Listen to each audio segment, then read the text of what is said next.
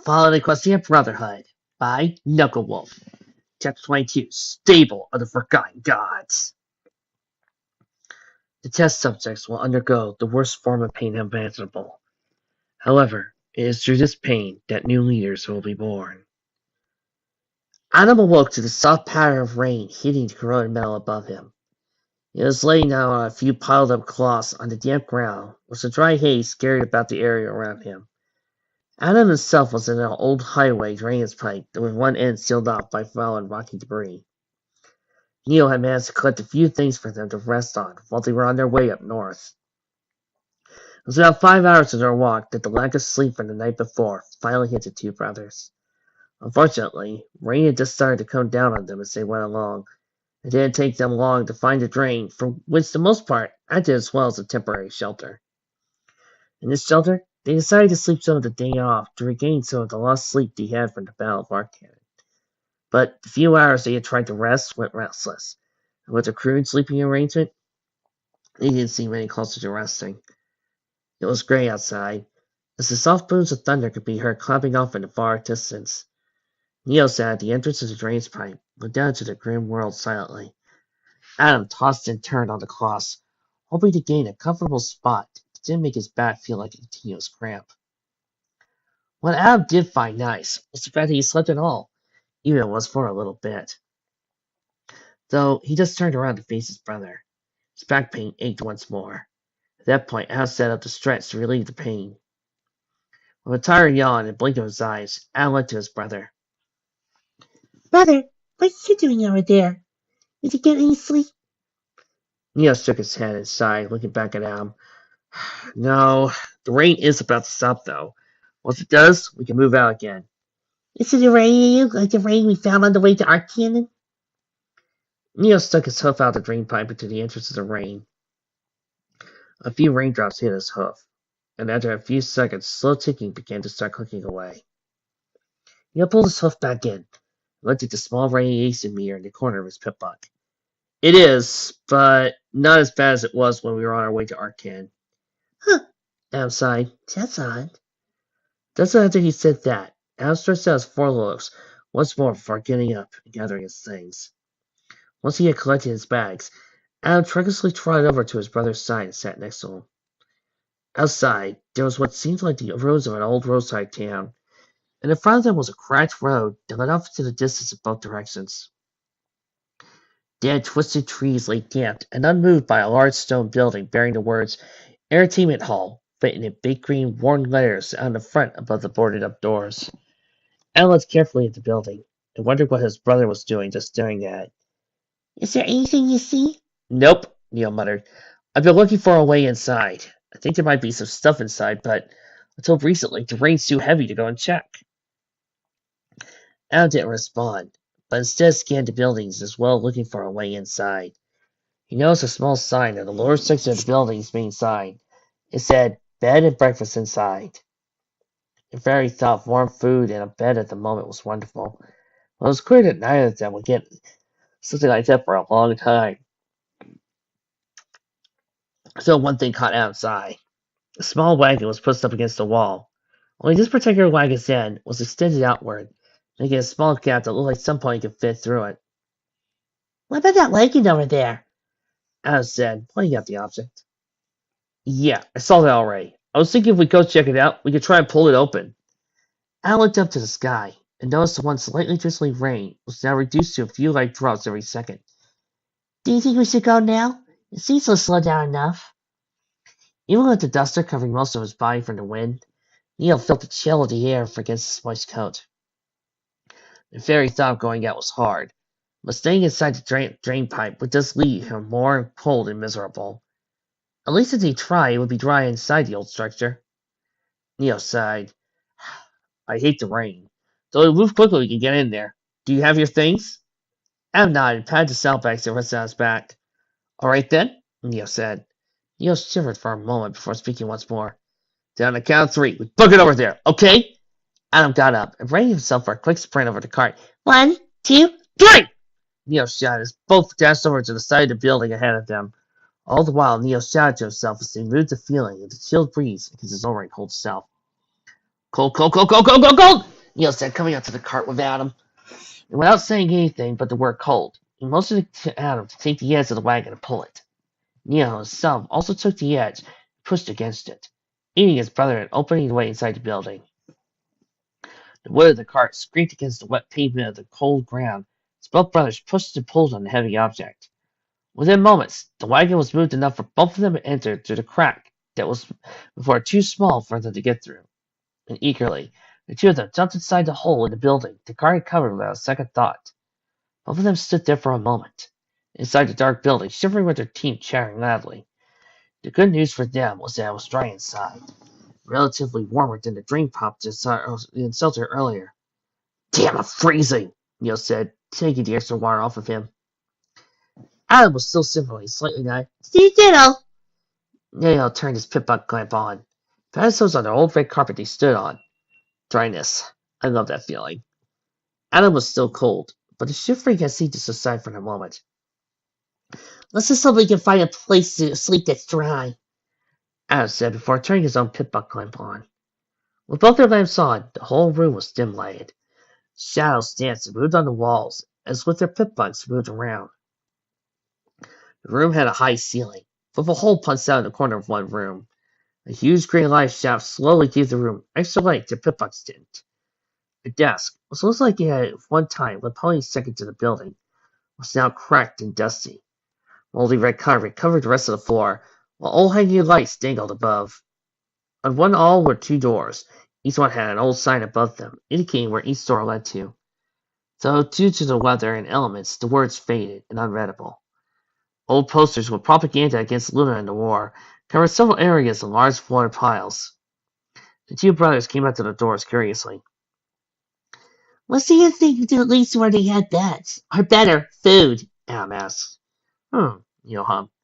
Let's go through the right door first. Maybe you'll find something in there. The two brothers went right into the right door into the next room. Inside was a massive auditorium. Old red chairs covered the room with skeletons slouching over some of the seats. An old stage was positioned at the very end of the large room. In the center of the stage was a grand piano, which, for the most part, looked relatively untouched. I looked at the room in awe. Oh, look at this place. It's huge. Can you imagine what kind of things that were performed here? Adam said, slowly walking down the center aisles to the seats. Neil walked with Adam, picturing the sounds of those clapping after the pianist had done performing. The cheers he imagined, though, was if Neil himself could hear them crystal clear while they walked. Magical was the thought of being in here when the shows were being performed. But never again would a concert or play be performed in this place. Adam climbed up onto the stage and examined the piano closely. The old floorboards creaked loudly as Adam walked around the stage. Neil could hear the creaks echo off the walls, while Adam put a hoof on the wonderful old instrument. Neil climbed up onto the stage as well, watching Adam as he inspected how the piano worked on the inside, before turning his attention to the dry, white dusty keys. Neil stood over Adam, watching as he tried to play the instrument. I remember trying to play the harp once, Neil said. I remember how that went. You almost killed the teacher thinking it was a bow. Neil flattened his ears in embarrassment. Hey, I'm not gonna have with that little wooden stick I found. I think that was Flipper's bow. It might have went up to his violin. Almost hit the amp on her desk, too. Adam chuckled briefly before returning to the keys in front of him. Then, with the slightest pressure he could, Adam played the first note on the piano. He smiled as the wonderful noise echoed sweetly throughout the auditorium. He pressed another key with his hoof, and soon he was pressing several others. While he didn't make any sort of melody or song, the very sound of the piano making whimsical notes was mystifying. The sounds from the piano even vibrated the floor a bit, causing the weak wooden boards to creak loudly. After a few more notes, Adam and Neil heard a loud crack suddenly pop as Adam played. Stopping instantly, both brothers looked down to see the area around the piano cracked. Adam did his breath to breathe lively, and not make any sudden movements. Brother, Adam whispered weirdly. I know, Adam. I know. Neil worried, scanned for a way to get him off the piano fence. Neil put out his hoof for Adam to grab. Just grab onto my hoof, and I'll gently help you off. Adam nodded quickly, before taking Neil's hoof. While Adam moved, he held onto Neil's hoof. Making slow, light movements, Adam tried to get off the bench. He released his movement, the ground creaked louder, while the wood snapped and popped more and more. Just as Adam was about to let off, he let loose his breath, feeling he was safely off the cracked area. However, just as the breath escaped his lungs, the floor cracked from underneath him, sending him off his brother's arm into the dark below. Ow! Neil screamed as his brother went down the pit. The piano snapped and rang out loud, soul-piercing notes as the whole thing broke down. Adam fell down his back onto the rubble, with his head hitting the tender floor wood that he gave in. Adam's head was sore, but besides that he hadn't fallen far. Neil looked up from the hole above him and called him down to him. Adam, you okay? Adam sat up and rubbed his sore head. Yeah, he moaned. I think I only fell a few feet. Neil looked around for the stage, for a way to move to his brother. I think I see some stairs leading down. I'll be right there. Don't move, Neil said, before taking off to the steps that he had mentioned. Adam patted himself down and fell as the solid levitation sail on his back managed to help guard his fall. This wasn't the only thing that saved his life, and he was happy he had made it, even if it broke more times than he liked. Getting up from the debris on the piano floor, Adam looked around the room to see where he was. The orange glow from his pip buck faintly illuminated the room. All around him, old dusty stage props were lined up against the walls. Some of the props had large, darkened seats draped over them, while others were broken or decaying. Every object in the room was fascinating, and even though his body was a little sore, the many old pre-war items that surrounded him distracted him from the pain. Curiously, Adam got up and started to inspect the odd objects. Swords, pumpkins with colorful costumes, and broken wooded trees filled several corners of the room. At the far end of the loud rectangular room was a small staircase that led up to the stage, and down it came Neil in a hurry. Adam? Neil asked, coming down the stairs. Adam turned his head slightly towards Neil, without burning his gaze from the others in the room. Yeah, I'm right here. Neil approached him with worry in his eyes. While looking over Adam's body for injuries, he said, Adam, did you get cut or something? Did you levitate some shell bust or... Adam shook his head for a moment. Oh no, I'm fine. A little sore, but fine. Neil said in relief. Great. Let's go find those beds. Let's try to avoid anything that looks like it would collapse on us. Just as Neil started to move back towards the stairs, Adam spotted one last thing that caught his eye in the room. It was a door on the opposite side of the room, a room marked restricted in worn back letters. As Neil started to walk towards the stairs, he noticed Adam move away from him to the other side of the room. Puzzled by Adam's actions, Neil trotted over to him. Adam, where are you going? The stairs are over there. Neil said, pointing back to the stairs. I know, Adam muttered, but this door over here, there's something about it. Neil walked slowly towards him, staring at the door Adam was going up to. What about it? It looks just like a door to me. Adam came out to the door with his brother. Together, they stood there looking at it. Let's just look inside. Maybe we'll find something, Adam said, looking at the old rusted doorknob. Just real quick, Neil said in a uncertain voice. Then we head back. Adam nodded to him and pushed on the door. Surprisingly, it opened inwardly, without any force at all, as if it had been opened before. The door creaked open. It was led to a dark room with only an orange glow of their pit-butts for light. At the end of the room was a tunnel. A long tunnel which was circular and large in size. To them, it seemed to go nearly 100 feet into the darkness at the end of the tunnel. Compelled by curiosity, Adam walked forward with his brother on alert as they advanced. Their soft hoofsteps echoed gently against the walls. As they got closer to what seemed like the end of the tunnel, they saw the faint dark outlining of what looked like a cog. At that instant, both of them dashed quickly to the end to see what they saw before them was in fact the entrance to a stable. As they came closer, the dark cog-shaped figure began to take its full shape and color. With wide, awe-struck eyes, the two brothers stood before the gray metal entrance of the stable. Is that a... Yep, Neil called Vince out of sentence. Large yellow 43 at the cog's center glowed brightly as the light from the pit bugs shined up onto it. Suddenly, Adam had an idea. If there were police inside, they might be willing to help them. That was, if the stable was anything like their stable. But they had never heard of another stable not being any different than their own. You poor, poor souls. I'm so sorry. So it was worth a shot to see if anybody could answer. Brother, Adam asked, do you think there's any pony in there? Neil shook his head. I'm not sure. Do you think he'd be willing to help us if we asked? Neil thought about it for a moment, and like Adam, he had the same thought. After all, no other stable he heard about was bad. Then again, the topic of other stables was hardly a subject covered in their own. For a few moments, Neil came to a conclusion. He would ask for entry, because if they had never heard of anything bad from a stable before, then surely nothing could be bad come out of the stable, especially if it was like their own. You'll be sorry! There was a small control panel at the side of the door, which, like your own stable, was just the same in about almost every way. Let's try. After all, it can't be that bad, right? Never heard of anything bad about stables before. And this place is anything like ours, then you should be pretty good folk. Adam nodded at his brother and trotted over to the control panel. The panel itself was decorated with several multicolored lights and knobs, along with a small number pad bearing numbers from 0 to 9. Adam looked at it oddly and scratched his head while examining the panel. Here, give me a sec.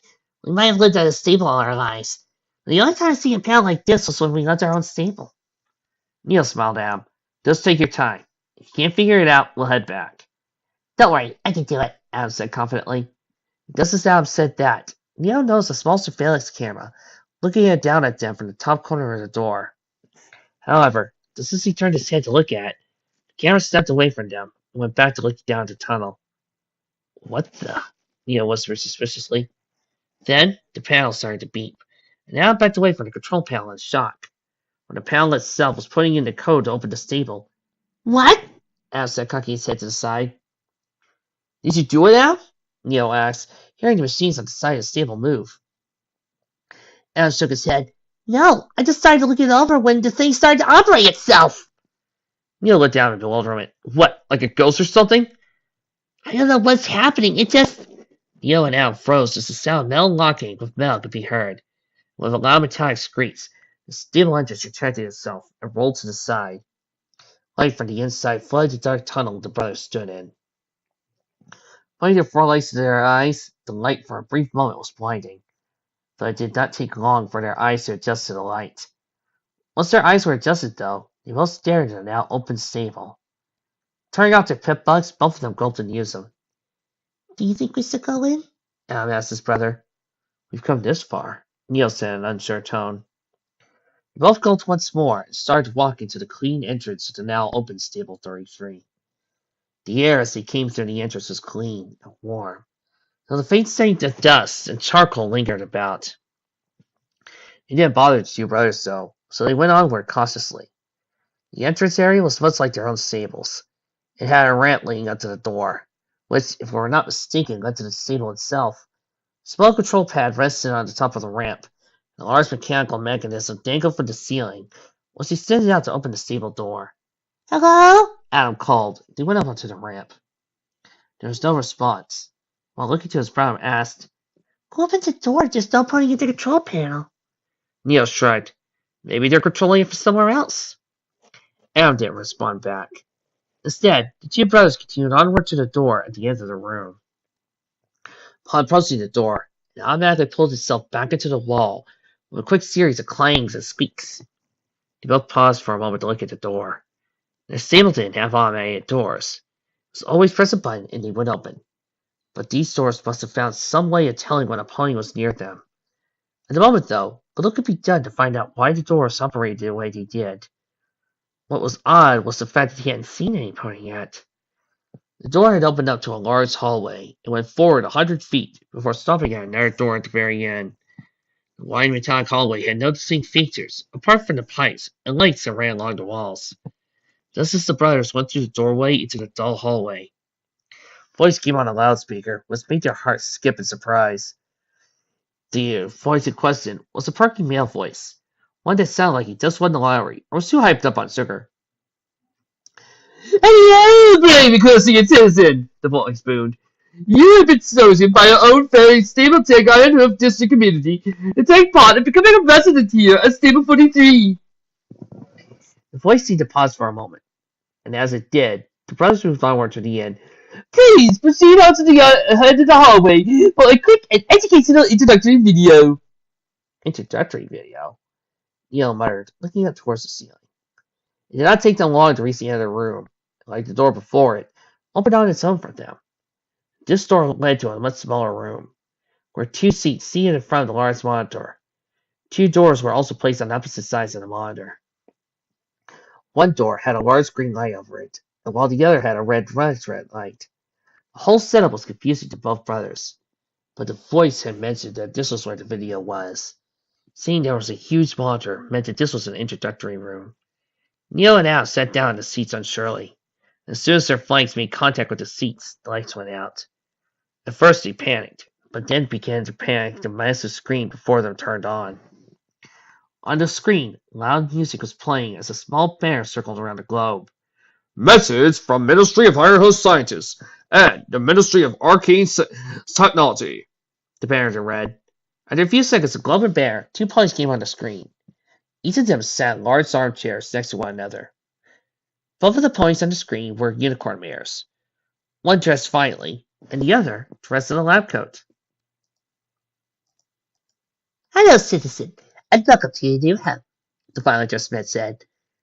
You have been selected based on your DNA or skills of bioengineering to permanently stay here. This means that the world has become too chaotic, and war has broken out, killing most of the general population. This, unfortunately, includes our fair goddesses as well. But do not fret, the lab coat mayor said.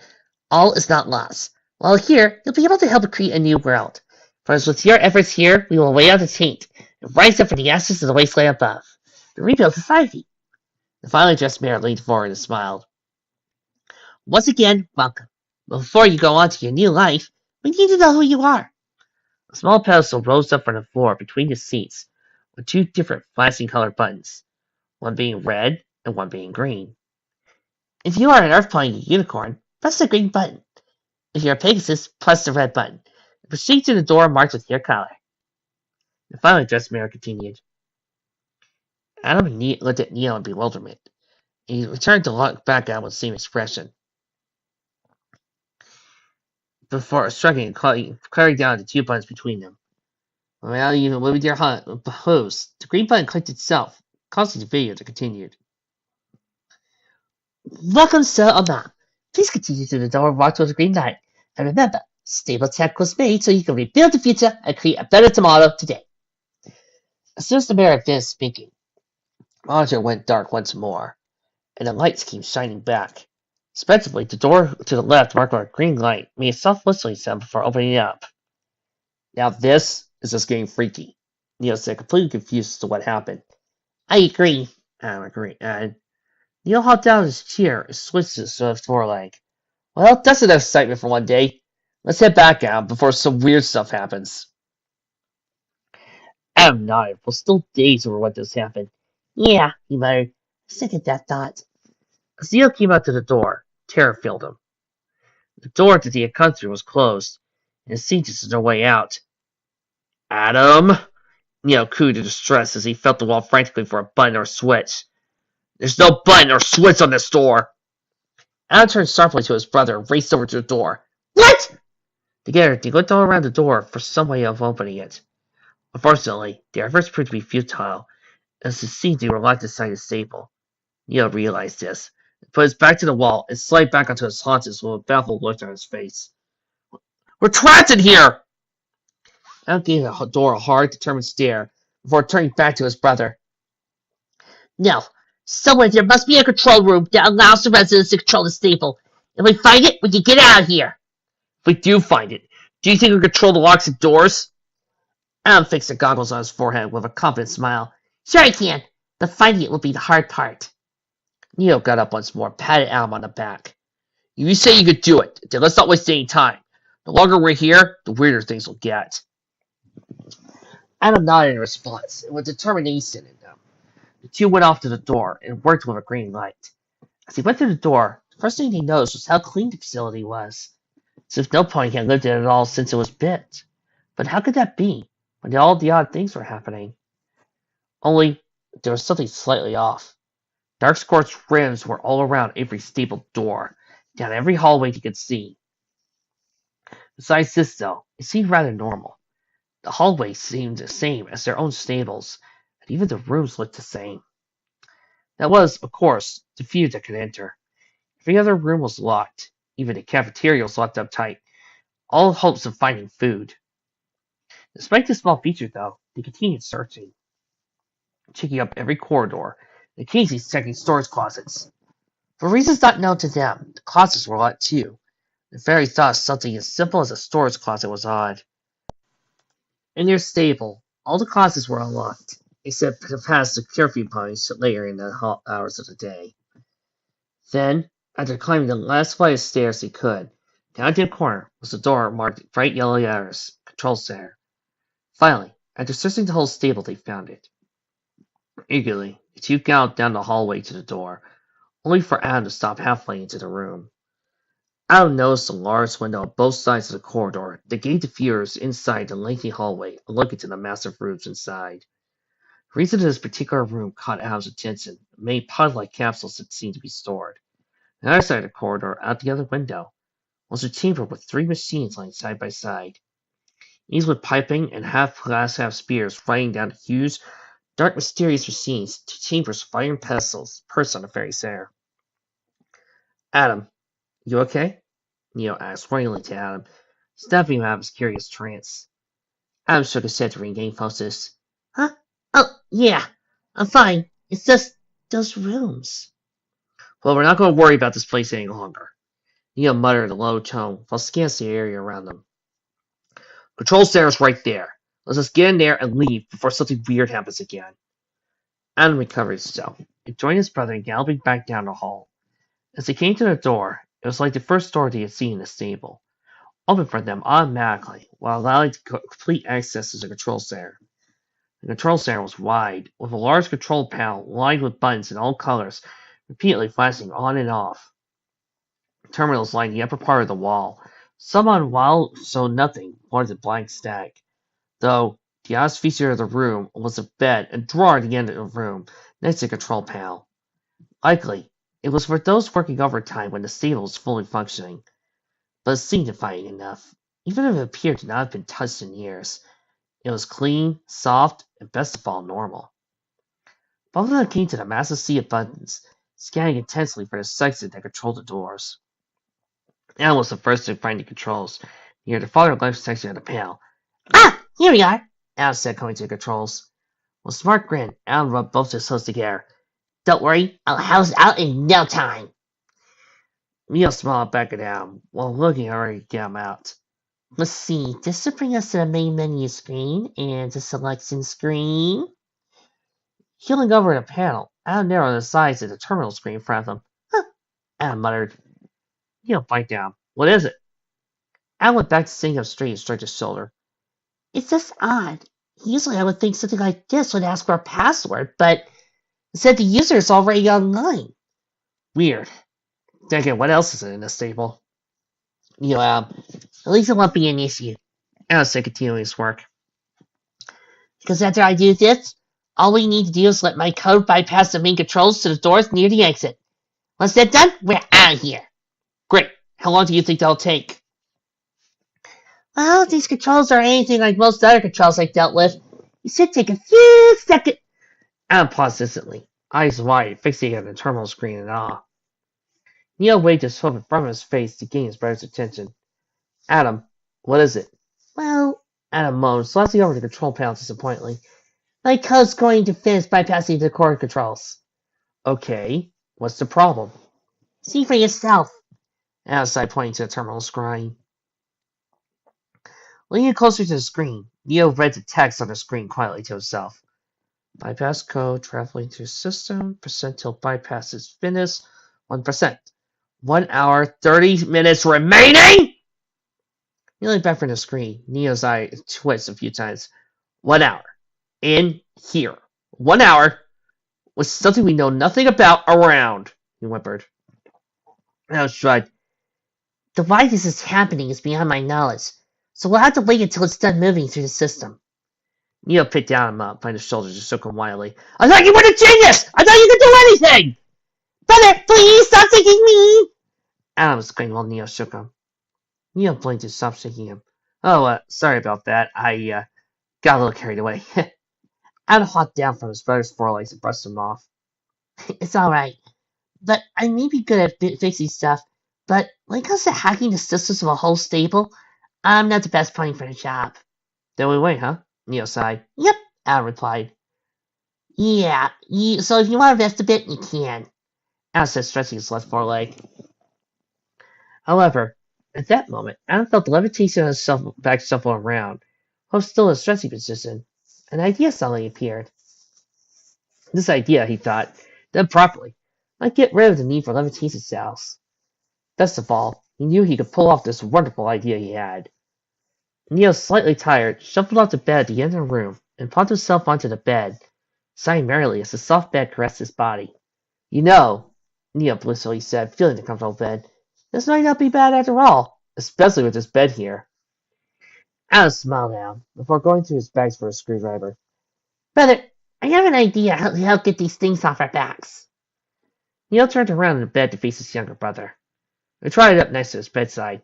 Huh? Oh, I remember an old testament I put on our family's pit box to store extra stuff if we need it. I also remembered how I never got to finish it.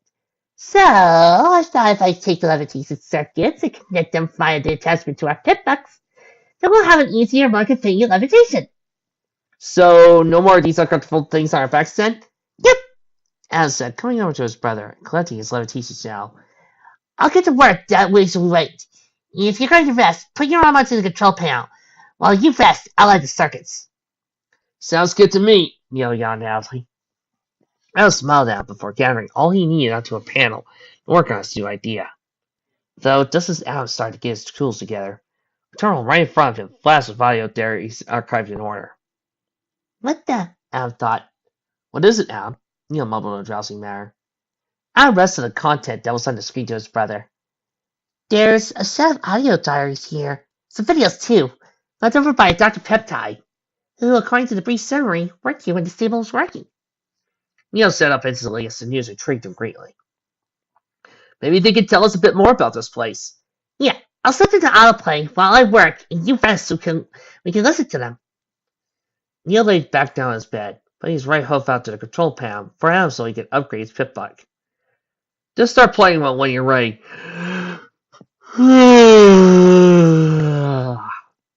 I'll be listening. With that, Adam chose the first audio diary and set it to play. My name is Dr. Peptide. It happened, hasn't it? The world is gone, torn asunder by war, a wit queen of life by dark fire.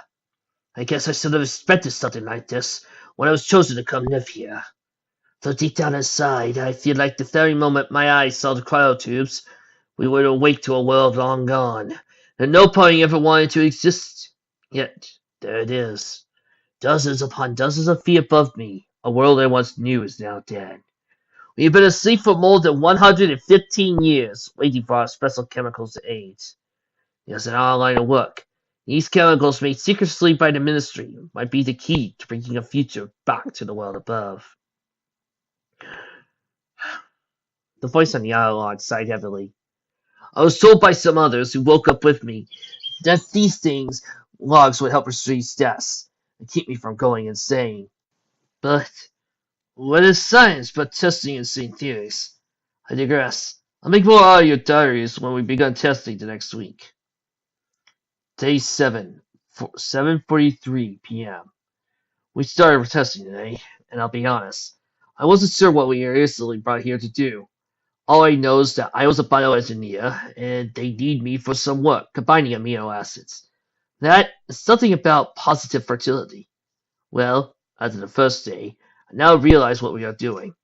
Several Pegasi were put under cryogenic sleep as well, and they were confirmed with positive fertility. This is the part that threw me off. While we haven't started this section of the testing yet, I'm not quite sure about how I feel about it. Basically, we drug the female Pegasi with chemicals and proceed to run tests on them. The drug should cause a child to be conceived for a week before it becomes ready to scan for probability. Then, we begin the procedure, and the normal unicorn or earth pony or Pegasus is tested on. We meld all three of their genes together with the machine. I didn't sign up for this, But there was talk that if we do it, we'll go down in history as heroes. I never amounted to anything besides that. And to think I would go down in history as a hero is... I'll make another diary once we begin testing again. Day 15, 8 p.m. At first, I had second thoughts if I could go through with it. But after some convincing from my fellow co-workers, I went in and did my best. I was assigned female number 343. She's quite lovely. Drugged, but lovely. I'll update when we perform the next stage of testing. Day 23, 8:05 p.m. The voice on the recording sighed disappointingly. You have performed testing on subjects. When the testing began, we had expected good results. Instead, the few who were ready, I didn't know this, in fact, at almost my lunch when we heard it. We were testing on children. The children we created with the test subjects. But we got these hideous monsters, malformed, disfigured. But then again, creating an alicorn is much more difficult than we hoped. Day 48, 7:37 p.m. Voice once sounded absurd, now sounded peppy, and slow as if speaking drunk. Lots of days have passed. Yep. But you know what? I'll tell you what. I get the best job ever. All I do is test, fail, test, fail, test, and guess what? Then again, yeah, I love it. The party sounded like he was taking another swig of what he was drinking before continuing. That's the good stuff. The Earth guys and me are pals. We love our job. Day 36 p.m. After that incident a few nights ago, we decided to get alcohol involved. I've had trouble sleeping. Our testing goes on through, and we made some progress. It turned out that the subjects we were exposed to higher amount taints genetically mutate over time. With the help of mutagens we've already put into our fertile subjects, we see less deformity inside the body and head of the creatures they produce. There's no time for the date. We just hit a breakthrough. It turns out we can accelerate the growth at which the fertile subjects grow, from small infants to fully grown adults, all in less than a week. It's taken much time, but we found altering of some of the genes works wonders. I'm about to see the final results now. I'll update the log once I observe results of this new adult testing. There was a long pause silence. I've never seen this before. The subject spoke.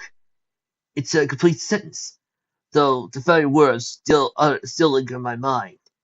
The only 3 words it said was, Celestia, help me if I can repeat them.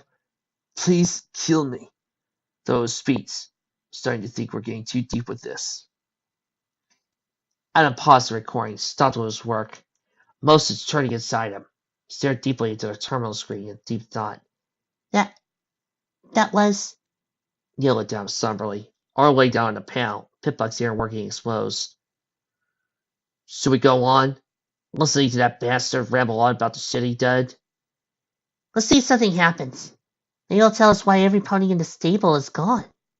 Adam said, clicking on continue on the terminal, returning to work on upgrading his brother's Pitbuck. However, nothing played. For a few moments, the 2 brothers wondered why. Adam checked the list on the terminal. What was there was odd. As the next text playlist were text logs. So just to see what they were, Adam opened the first one. It said, Day 37, fight the subject. Tested, no new results. Adam opened the next one. And like the previous log, it said, Day 45, fight the subject. Test failed.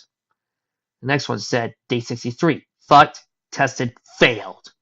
Adam decided that the next test might yield something. So he opened all of them side by side on the terminal screen. Only for what seems like weeks, he repeated the same thing again and again. The more he read, the more drawn out the brief messages seemed, until, having gone through all of the text logs, he managed to find where the audio diaries had come back. An uneasy press of the play button on the control panel, the diary started again. A long drawn-out pause could be heard, with nothing but sighs in the background. What is my life? For weeks we've done the same thing. Every week I go, have my way with the test subject, come back, wait a few days to test, fail. I then go to bed, wake up ready for a new day. Even with the small intervals, waiting for the foals to grow up and the next testing session, I sit and do nothing! Everyone here is cold. The walls confine me. Even as I sit here, they seem to go in all around me. What is my life? Am I to continue with this endless cycle of repetition till the day I die? Going week after week with no end to this madness? Then even sometimes I can hear the screams of those I murdered here, haunting my thoughts, telling me of the lives they could have had, and the potential they could have brought into this world. The next log was dated the day after the last one was made, was for the most part puzzled him, as all the previous ones had a week or two between each log. Day, oh, I don't even care anymore. I just went to visit my test subject. While in the room with her on the testing bed, laying there, with tubes and drugs keeping her alive, I just stared at her, wondering just who was she before she was brought down here? Was she a teacher? A student? With all the treatments we've given them, they look as they haven't aged a day at all. So I wondered what she was like. Did she like art, music, dance, go out with friends? These questions rattle my mind as I watch her unconscious body. You know, I think I'll lower the drug dosage, see what happens. Day 74, 6:08 p.m. She's waking up! I, well, didn't know if I could wake her up. But here she is! I have to keep the dosage low, though. The scanners to pick up if she still has chemicals in her system. However, I found if I keep the dosage to control low, she will regain consciousness, and the scanners should think nothing of it. Clever if I do say so myself. So I think in about 2 weeks or so, she should be back among the world of the living. Or really the world of the awake, as it were. I kid myself. I'm just so thrilled at the moment. I haven't felt this way in months. Maybe doing this was a good idea. I can't wait to meet her. Day 89, 8:08 a.m. It's been a few weeks since I started lowering the doses on her. I visited her often in secret. If the others ever found out what I was doing, they locked me up. And do Celestia knows what to her. As such, I've been very careful when seeing her, coming to her only in the early parts of the morning. She's still a little groggy, but she's capable of speech now. I haven't had a full conversation with her, but she can respond and understand me. I hope that within a few more days she'll come all the way through. Day 93, 6 p.m. She's finally awake. I was lowering her dosage yesterday when she suddenly snapped awake in panic. She started screaming and yelling at me in mad confusion. As apparent she didn't know what she was doing in the testing room, and with me and a bag of liquid connected to her. Can't say I blame her. She's been through a lot, more than we'll ever know. It took some time, but I calmed her down. I explained to her the best way I could as to what happened. She broke into tears. I tried to tell her how the testing system worked. I explained that I would need to still produce subjects to get rid of the suspicion of what I was doing. I gave her some time to think about what was happening, and when I came back to check on her, she agreed to go through with it. I could tell the testing disturbs her. Now look into her eyes, I can see it. I just hope she doesn't do anything brash while I'm not here. Day 105. In the past few weeks, I've been sneaking extra food from the cafeteria into the mating room. Since she's not on the drugs and tubes anymore, she has to eat normally. I visit her as often as I can, and I try my best to comfort her by bringing books and talking to her. She's actually quite an interesting pony. She was a cook before brought down to the stable. From what she's told me, she used to cook some tasty delicacies. I can still detest to bother her, and I hate to do it now, but every now and again, I look back into those once scared eyes and see something. Something other than scared unsureness. I'm not sure what it is. Might be her adapting? Maybe. I don't know. I'll continue to update the diary more often. Oh, and before I sign off, a reminder to myself. Make sure you save her next time you see her. She was looking weirdly at your scruffy big looking facial hair. The next log had him soft tunes to himself in a giddy tone of this matter.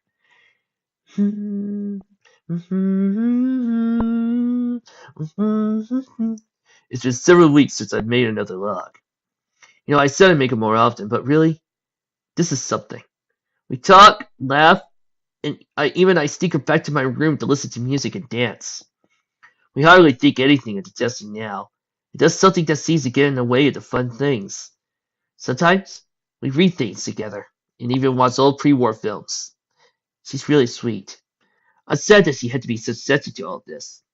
While the testing goes on with no sign of progress being made at all, I'm content. I feel alive around her, like my body is lighter than air. It's magical. I never known what love feels like before. Is this what it feels like? Day 117. Okay, Peptide, you could do this. Today's the day. I've been with her for so long now. Just a few nights ago, I looked into her eyes and saw something. I think she feels the same way about me that I do about her. But I've been cowardly. I loved her, yet I'm too scared to come out with it and tell her. No more. I'm going to march over to her chamber and confess. Or damn it, I'll piss myself doing it! The next song on the playlist had two voices. One was Peptide, and the other was Amara's voice. This is Flair. She's the one I've been talking about. Um, hi, I guess. The mayor's voice chuckled merrily. Well, if you read the date this is recorded, you find it has been too long since I updated this whole thing. She's going to sleep over in my room. For the first time. No pony ever goes to the chamber. As long as she's not there for the scanning and testing the next day, she can stay here. For once, things look up. Even though we're not getting anywhere with our research. Day 149. Something weird has happened during the testing. We tried to keep some of the subjects alive while in their normal state. The adults and foals alike reported hearing voices and seeing dark figures with symptoms of severe headaches. One scientist found that some kind of chemical in red wine calms these systems. Good thing the stable has plenty of wine. No pony was drinking it in the first place. Now at least serves a purpose. It's the very least we could do for these suffering souls. Day 152. I found in a store closet an old Mr. Handy robot. Flower and me spent the last 2 days working on it. It didn't take us too long to make it run again. But the only issue we had was that we don't know what to call it. So we came up with the name Alfred as its new name. The name stands for Artificial Levitating Friendly Robot Emergency Drone. While the name itself doesn't make much sense, we still thought it was funny. It's been helping me with my work, and I have to say he's a wonderful helper. Day 176. The stable is going mad. Every scientist has grown corrupt with power. You think they're gods or something, because they could choose whether to keep a subject alive or not. Hell, some don't even test anymore. They just speak carelessly with their testing partner. They drink heavily and even get into fights. Just this morning, a guard shot a scientist who was drunk as he tried to rape her. Flair and I stopped testing altogether. The other mayor said to look into the situation and address what needs attention. Which, in my opinion, she needs to do something about this whole damn stable. Day 199. I've been looking into ways we could leave the stable. It's forbidden to do so.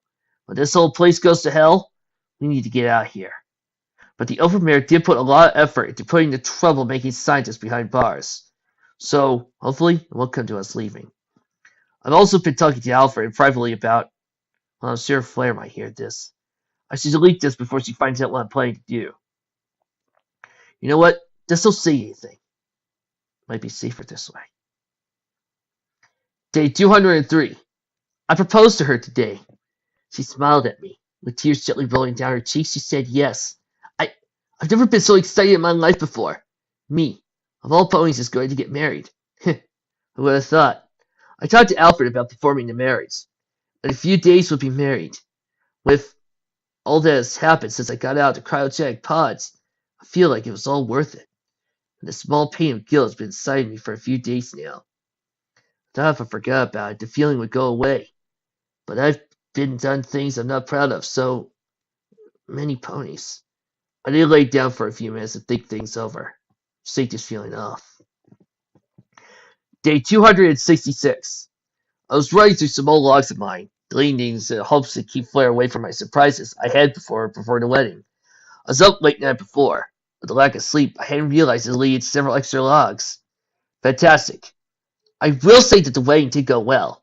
In fact, we were talking about having a child. A real child. We talked about it for the last few days. Having thought it over, we think life we could give it here would just be fine. It's just, there isn't any other child in the stable. Not for him or her to meet any pony else. That's why we came up with a plan. See, I've been planning ahead. I head to the stable's outdoor monitoring system, and I've been checking for radio waves. I managed to pick up one, something about a DJ. I'm not sure what, but you talk about coming here some point needed refuge. At least, I think it said.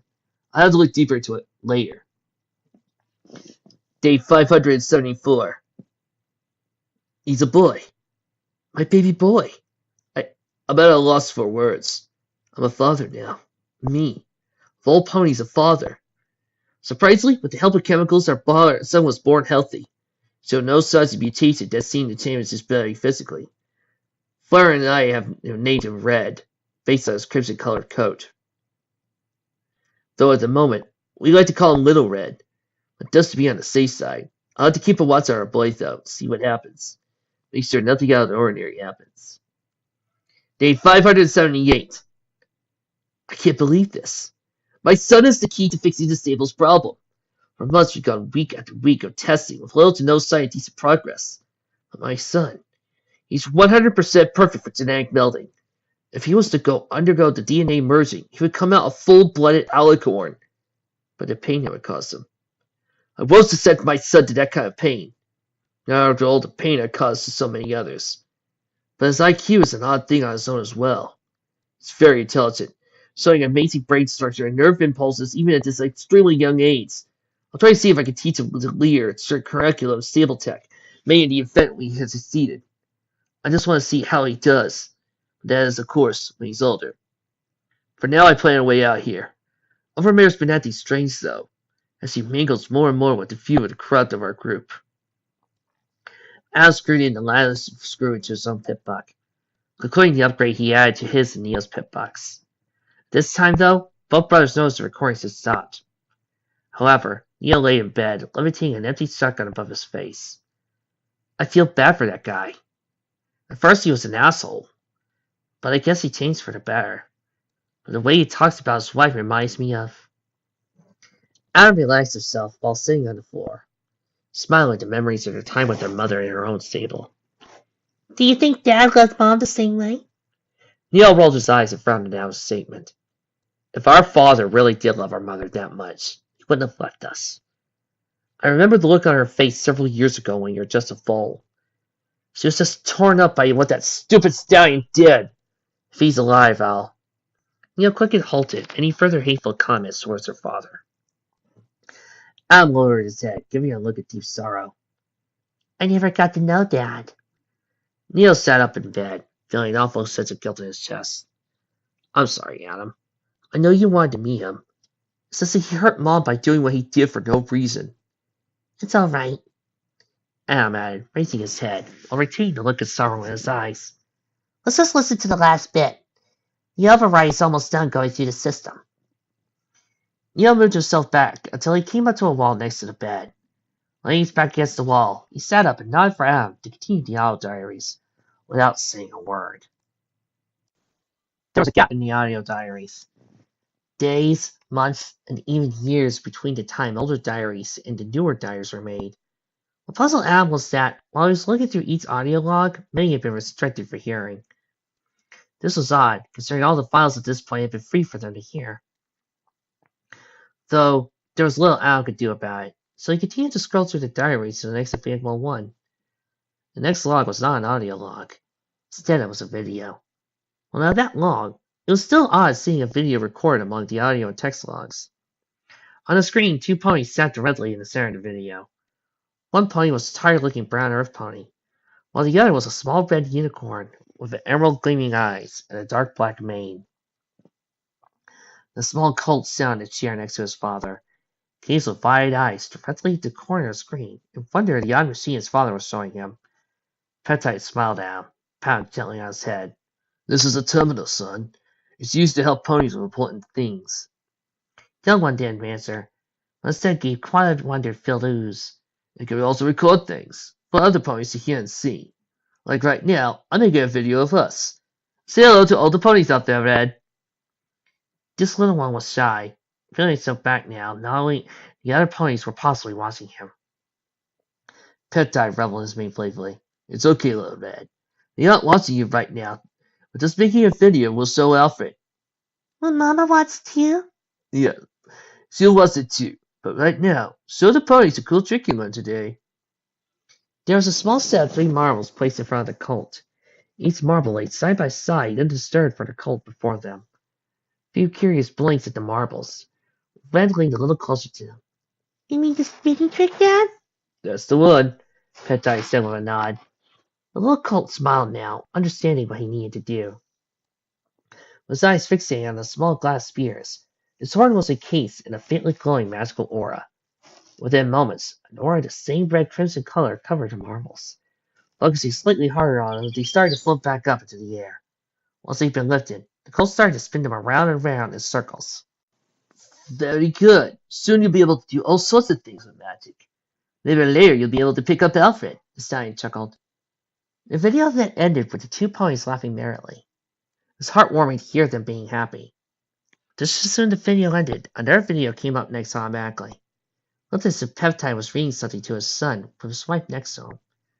A book that neither Adam nor Neo could identify. Then, with powerful, joyous footsteps, Knight came back to the village having slain the evil dragon. The town rejoiced as he came trotting through the village square, with tears of joy and ponies celebrating their hero's return. And everyone, even the knight, lived happily ever after. Wasn't that a good story, Little Red? Petai said. I liked it, especially the part where the knight fought the dragon in the evil castle. A soft mare's voice added. Where did you get the story, Dad? I brought it with me from the outside.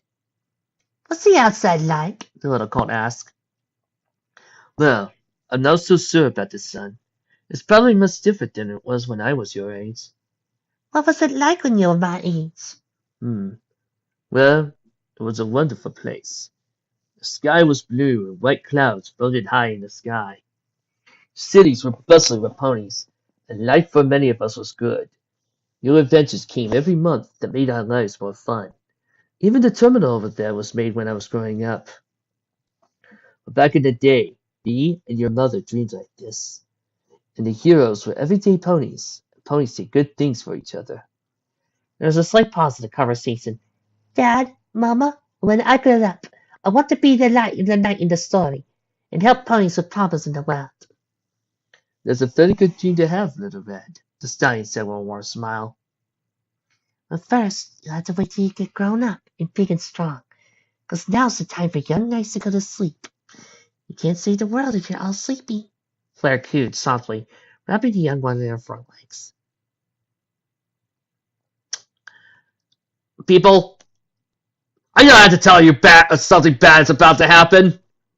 You know something bad is about to happen. Look, there's like the outside saying something bad is about to happen. And you know what? I don't want it. Please, Vic, be nice. Don't let anything bad happen to this wonderful family. Please. Just this once. I don't want to stable the end of the bad ending. I like these guys. The next video was dated a few years since the last one was made. And like the last log, this one too was a video. In the main living room of Peptide's stable living quarters sat Little Red. Only this time, he changed from a small colt to a young buck. His father was standing in front of him, a large checkboard with several graphs drawn on it, while Little Red was watching intently as his father gave him an execution lecture. Now, Red, if a territory is lacking in resources, what is the best method to asking neighboring countries to trade as an option? The buck remained silent for a moment, before sitting up straight confidently and answering sternly. It is best to find check regulations with neighboring countries. That way, it is easier to evaluate whether any of the countries would be willing to agree to a treaty between our two factions. However, there is a chance multiple nations may be persuaded, always an option to gain the support of both. Clapping himself together in applause, Peptide nodded his head proudly. Very good.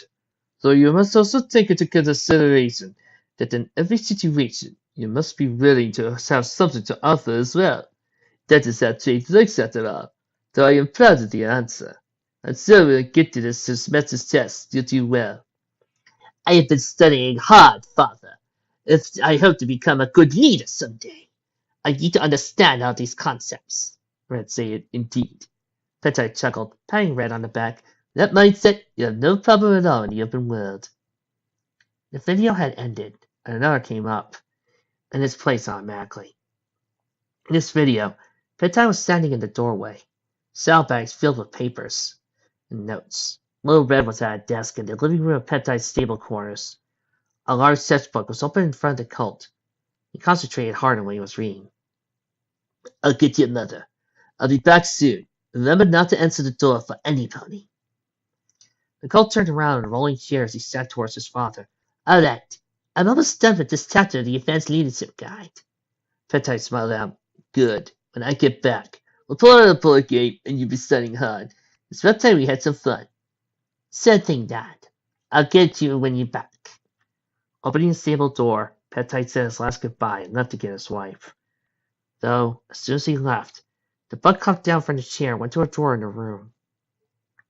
Just before going into it, Little Red scanned the area behind him one quick time before opening the bottom drawer. From the angle the camera was, it was difficult to see what Little Red was looking for inside the drawer. However, a few seconds of searching, he pulled out an old oak wood music box. The young buck smiled at the box, sitting down before it next to him. Just as he opened it, though, golden carved words on top of the music box could be seen. While the words were upside down, it was easy to read what they said.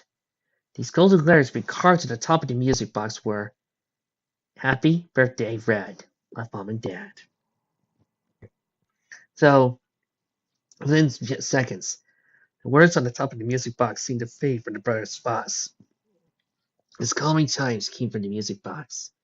Music box played a haunting melody, the likes of which neither of them heard before. Fortunately, after a few moments the music started, the video cut off, and a small list of the last audio drives started. Next log was Peptide's voice alone. His tone was speaking uneasy, urgent. I've stopped testing altogether. Things are becoming too chaotic as late. No pony comes to work anymore. Instead, they just find their unconscious mating partner and have them wait for them as long they want. Days go by quickly, and each new day brings something worse. The stable's going to hell. It won't be long before they find something undone. What made matters worse, though, was the fact that some scientists overthrew the overmare.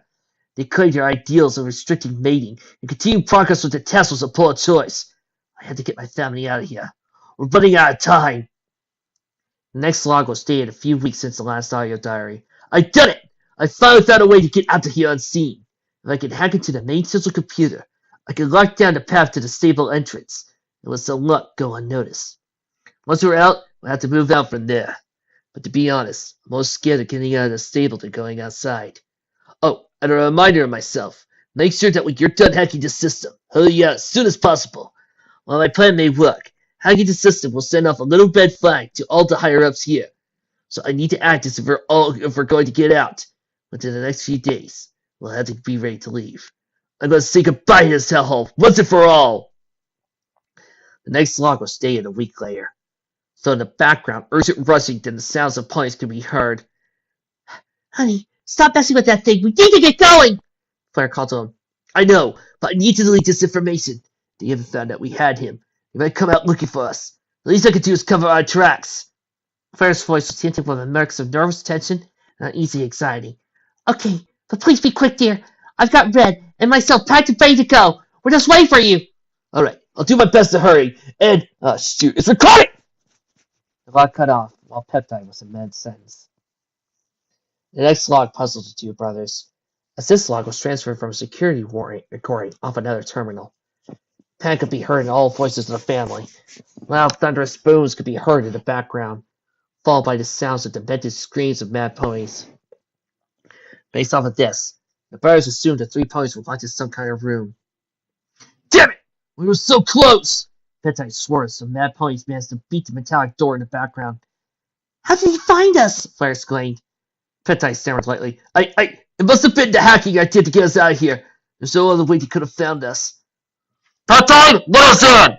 We know what you've done! Give us the boy and that fake wife of yours before you make things worse for yourself! Open up! Before we break open the door! Let us in! A muffled Snotty's voice called out to him. Dad, there is no way out! What are we going to do? There was a pause for Peptide, as he nor his family members said anything. Based off the silence, though, Neom and Al assumed he was thinking. The vent! Quickly! Peptide yelled. But Dad, it's only big enough for me. What about you and Mom? Peptide's voice was clear and urgent. Son, Just get through it. Get to the stable exit. The code get through it is 0131 ID. The bot could be heard crying in the background. But Dad, this gets you and Mom. I don't want to go without you. I know it's scary, but it's the only chance at having a normal life. But listen to me, son. I love you so much. Just go. Find the exit. We'll be right behind you. I promise. Once again, the muffled silence cried out to the family as a loud hissing sound started. You hear that, Pet Dad? Now you are going to pay! And that bitch is the first to go! Sobbing came from all 3 points of the room. Dad, I don't want to leave you. You and Mom are all I have. Please, Father, please. I'm sorry. It has to be this way. Go now. You're about to break through! Please, Dad! We'll find you, I promise! At that moment, a loud explosion followed, with the recording ending. That log. It left Neo and Adam wide-eyed, tears gently rolling down their cheeks. Though, as they came to the last 2 logs, he wondered why these logs were put here, and why all the odd things in the stable had been happening. This thing still didn't make sense. He hoped by the time the last recording played, things for him might turn out better, and hopefully their questions would be answered. With that, the semi-last recording played. It was Petite's voice, and his alone. His tone was heavy, mournful, with a deep sense of sorrow lingering about it. They killed her. They killed my wife. I was there, with her in my arms. And they ripped her away from me. She screamed my name, held me back as they dug her out to the side of Blair. I'm so sorry. Petite lost it, started crying heavily. What's that? One shot was all it took, and I saw her die right there! What did I do? I paid my dues. I understood my sins and my crimes! Was I never meant to be happy? To have love in my life? I killed so many innocent souls. For what? Science? No. I understand those deaths are on my host of mine alone.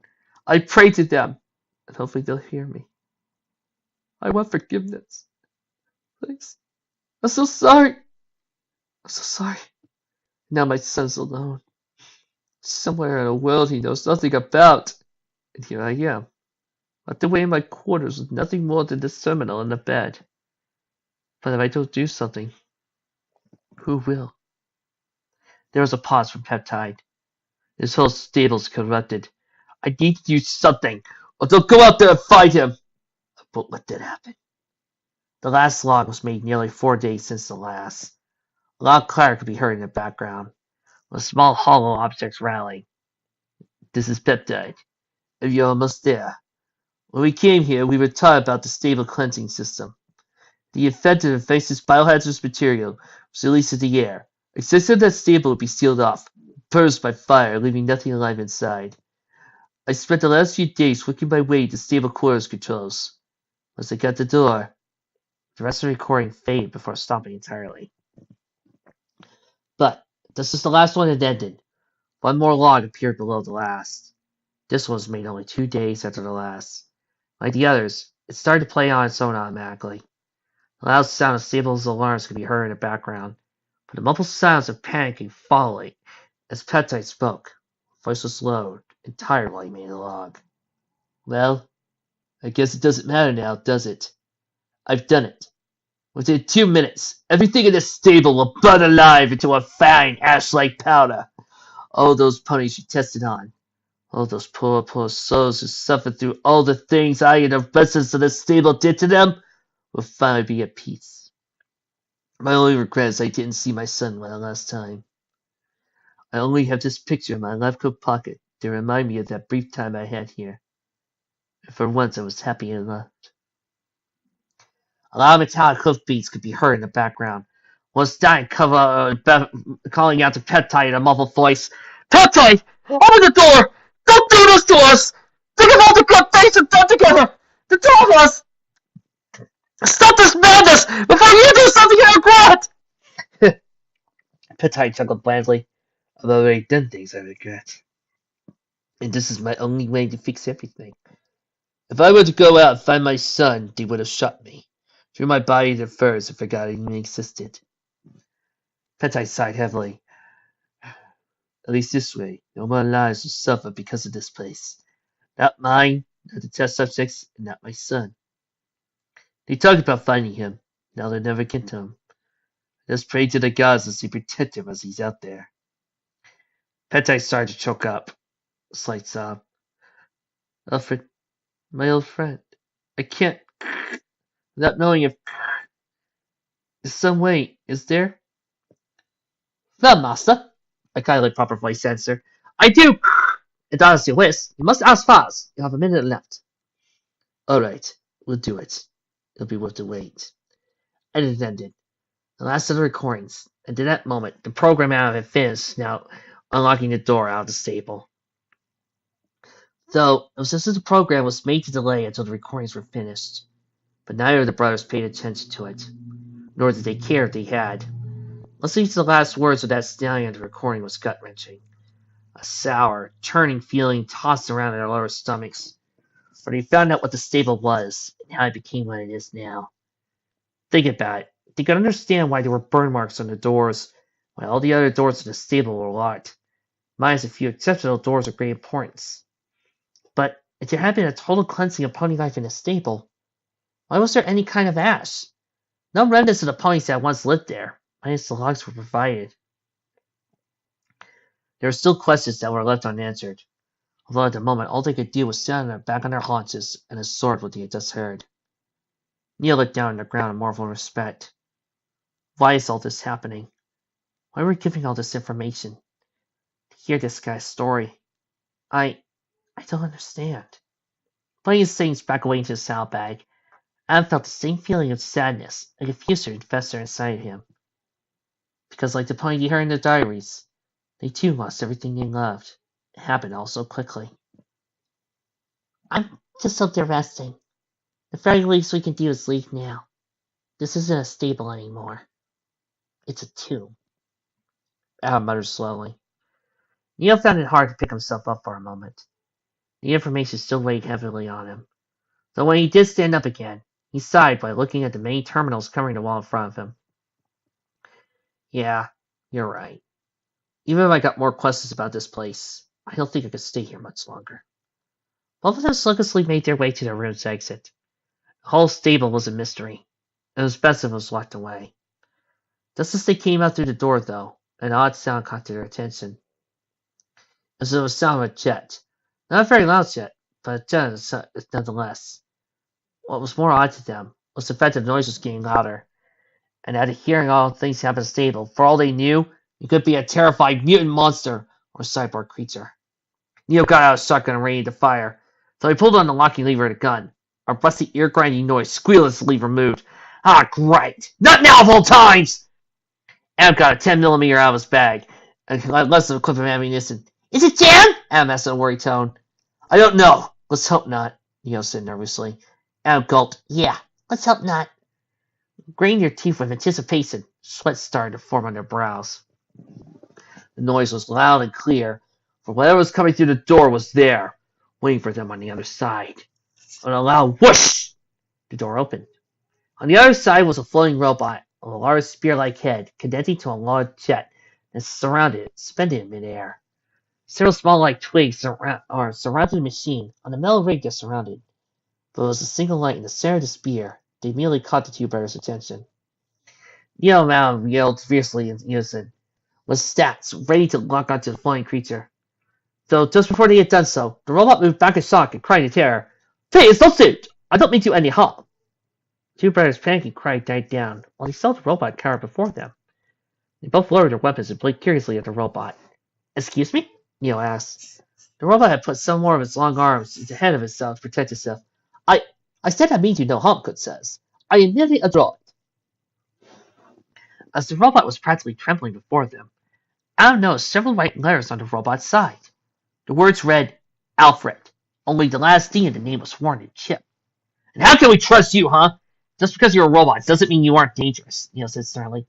No, wait, Adam said, interjecting his brother. I think we can trust him.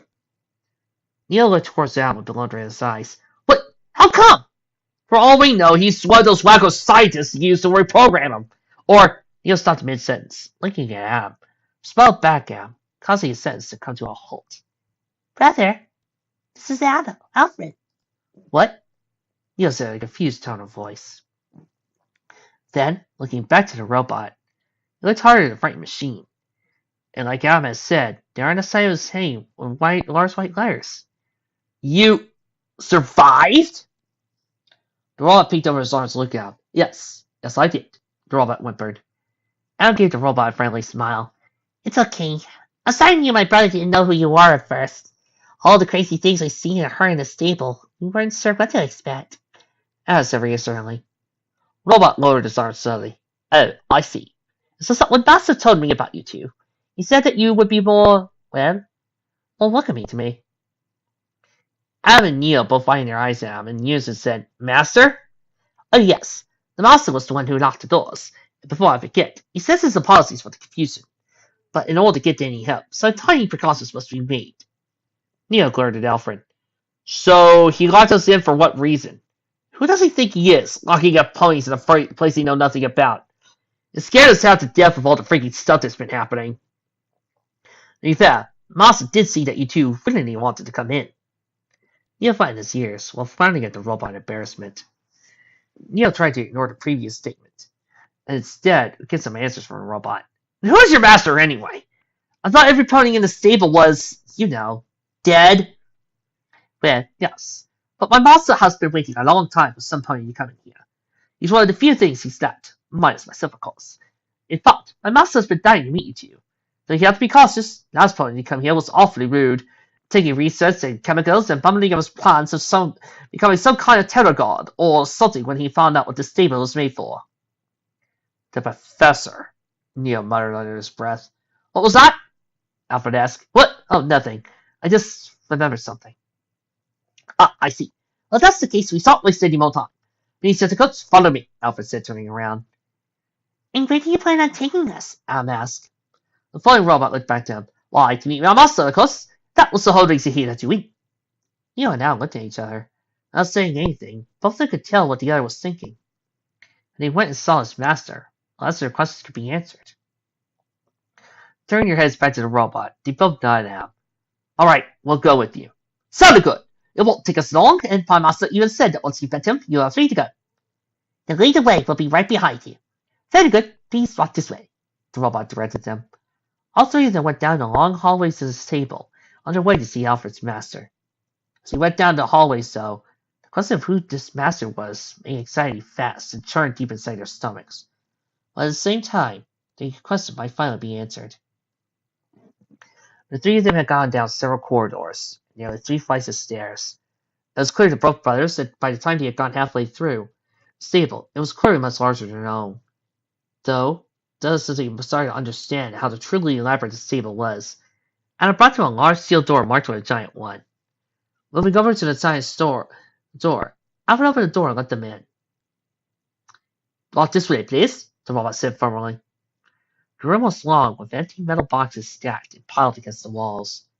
On the floor was torn up pieces of paper, and what looked like a dusty, untouched locker laying at the base of a tall supercomputer at the end of the room. The computer had a small screen, and an array of lights flashing on and off in the lower sections. A thin, horizontal line could be seen in the computer screen's center. However, only the real controls that seemed to be on the machine was a keyboard and a large red function. After Adam and Neo entered the room, Alfred hovered closely behind them. Master! I bought them, just as you requested. There was no response, and as the two brothers came out to the computer, they blinked at it while cocking their head to the side in curiosity. This is your master? Neo asked hastily while looking back to Alfred. Yes. The low humming voice answered. In surprise, both Adam and Neo turned their gaze to the tall before them. What? I am Alfred's master. The voice replied. As it spoke, the thin green line screen moved in a rhythmic pattern. Both brothers gulped. You wanted to see us? Neo asked a nod. That is correct. The voice responded dully. Adam took a deep breath to calm himself before replying to the machine. And why did you want us? Why did you lock us in here? The master saw the pit-bugs you had and realized what kind of models they were. We did a quick scan and found that the pit-bugs you two wear come from our sister stable, though we needed to test you first, if you were willing to listen to the recordings all the way, instead of doing something else. and understand the stable story. He would send me to speak to you. If you didn't listen, he would unlock the doors and would drive you out with the posing along. So you're the one controlling the stable? Neil asked. That is correct. And you passed my small test. What's the point of all this? Why does he need us? Adam questioned, stepping forward. I kept you here because you've seen the outside world, a place I have no eyes to. To survive the purge, I needed to seal myself inside the stable's control mainframe here. Neil recalled the last recording. I was cut off before he could finish. Wide eyes, he uttered quietly. Peptide? Yes. I went by that name at one point, though those days are long since dead. But how did he trapped in here? Where's your body? Adam asked. My body burned away, like all other living things in the stable. Alfred held up and put my consciousness inside the stable's control frame as a last chance to answer my question. Adam stared deeply at the computer screen with sadness in his eyes. Is that why you need us? Yes. We may not be able to help you, but we could do our best. Very well. Inside the locker in front of me is a music box. Please take it. Adam went down to the locker and took the box from the metal container. The music box was dusty.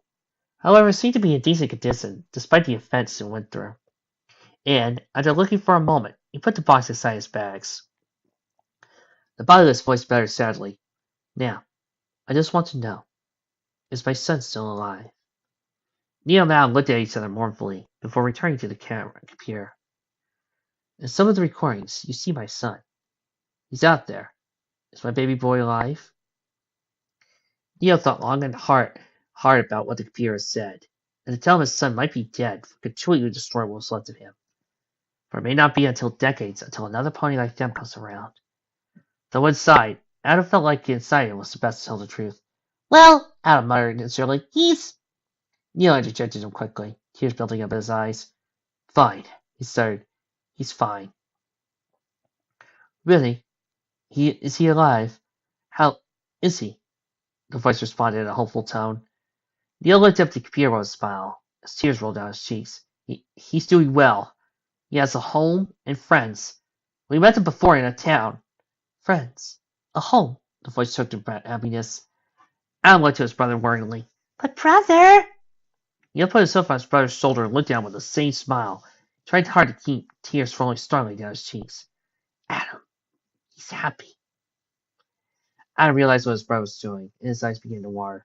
Yeah, he's living a happy life. The voice sighed heavily, as if a great weight had been lifted on him. My son is alive. I always knew he'd make it. Deep down inside, I knew it. There are two more things I want to ask you two. The voice spoke again. Both brothers tried hard not to break down into tears in front of him.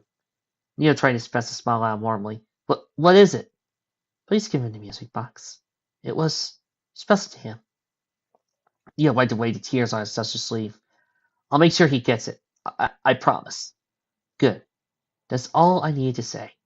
I spent my time thinking about what I've done. The ponies I killed. Horrible things I've done to them. I made peace with the goddesses wherever they may be. But being trapped inside the system has cost me. I'll soon give out, and the power to this control mainframe will burn out, as my existence has caused the system to heat. The voice sighed one last time. These boxes held coolant capsules, and I'm on my last one. I will live a few more years, as this is the largest. But I ask you to do one last thing for me. Yeah. Anything. Neil stuttered. I can rest now. Knowing my son is alive is all I needed to know. So, please, press the red button on the keyboard. And kill me. Footnote. Level up. New perk. Whisked away. Your versus their side as it guides your bullets. Weapons with lower than 45% durability have 15% accuracy. Footnote. Level up. New perk. Steel coating. Bullet and magical energy damage reduced by 15% when wearing leather, metal, or power armor. You miserable, no good fucking fucking piece of blood! I grew to care about those characters. I started to like them, and then you just killed them on me! You magnificent writer, you! How dare you make me feel things! I'm going to go over and cry now! See you guys tomorrow!